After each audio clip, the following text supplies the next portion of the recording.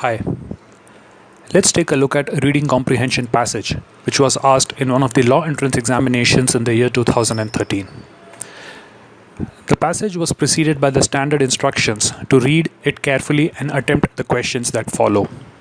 Let us first take a look at the passage and then attempt the questions. In the exam, it would be standard to look at the questions first so that you understand what the passage is to be read in context of. You can pause this video now and read the passage on your own. I will be reading out the passage. It is an old saying that knowledge is power. Education is an instrument which imparts knowledge and therefore indirectly controls power. Therefore, ever since the dawn of our civilization, persons in power have always tried to supervise or control education. It has been handmaid of the ruling class. During the Christian era, the ecclesiastics controlled the institution of education and diffused among the people the gospel of the Bible and religious teachings. These gospels and teachings were no other than a philosophy for the maintenance of the existing society. It taught the poor man to be meek and to earn his bread with the sweat of his brow, while the priests and the landlords lived in luxury and fought duels for the slightest offense. During the Renaissance, education passed more from the clutches of the priest into the hands of the prince. In other words, it became more secular.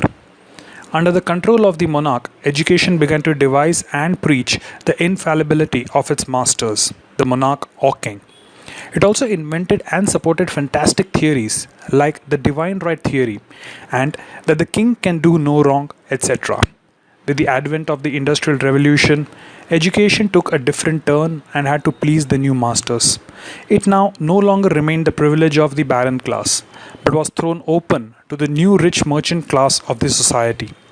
The philosophy, which was in vogue during this period, was that of laissez-faire, restricting the function of the state to a mere keeping of laws and order, while on the other hand, in practice, the law of the jungle prevailed in the form of free competition and the survival of the fittest. If you have read the passage so far, then a quick synopsis. This is all about how education is a form of power and how it is used to control power. It starts with the control of religion over education and how education was used by religion as a form of controlling power. Then about kings and monarchs, and finally it also comes down to the current society where an open economy is also in practice the law of the jungle. Let's take a look at the questions. What does the theory divine right of king stipulate? Now, if you read the passage here, the divine right of king, it is immediately followed by the king can do no wrong, etc. So, the thing is, the entire passage does not talk about God or religion, but it talks about how education is a means of having power in the hands of few, right? So the entire passage has nothing to do with God. It has to do with how kings are supreme and how having education as one of their tools of controlling power, they were able to do no harm. That is, they are no sacred and cannot be questioned. So the best possible option is option D. Now, second one, who controlled education during the Renaissance? So, if you go back to the passage, and take a look, the word Renaissance is clearly given here, and it says education passed more from the clutches of the priest into the hands of the prince. So, this is also directly available in the passage that education was controlled during the Renaissance by the prince. What did the ruling class in the Christian era think of the poor man? So, we know how the passage talks about the powerful using education as a tool to maintain control over the lesser ones. So, then take a look at it. Ruling class, what would they think of the poor man? That he is a beloved of God? No. That he deserves all sympathy? No. That he should be strong and lord over others? No. The entire passage is about how education is misused by people to keep control over others. So obviously, option D, that he's meant for serving the rich, is what the ruling class would think of the poor man according to this passage. So we don't need to go back to the passage to search for it. If we have understood the general sense of the passage, we can eliminate the options which do not follow the tone of the passage and select the right answer. Next one. Who controlled the institution of education during the Christian era? Again, we can eliminate the option about secular leaders and common people because the entire passage is about how a few controlled the many. So either it is the church or it is the monarchs. And in the previous question, we have seen how it was during Renaissance that it passed on from the hands of the priest to the prince. So during the Christian era and Christianity, religion, so obviously church and the priests would be the answer. You can either confirm this by going back to the passage, or you can logically accept that this has to be the answer from the given options. What does the word infallibility mean?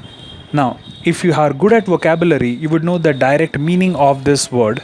If not, you have to go back to the passage and see. But infallible, fallible means someone who makes mistake. The word in is a negative, so not is what it means. So the word infallibility is that which cannot fail, the virtue of not making a mistake. This question, if you have good vocabulary, you can answer even without referring back to the given passage.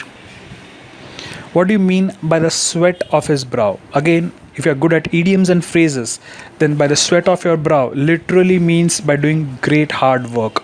So again, a question of vocabulary. Sweat of his brow simply means very hard work. Laissez-faire.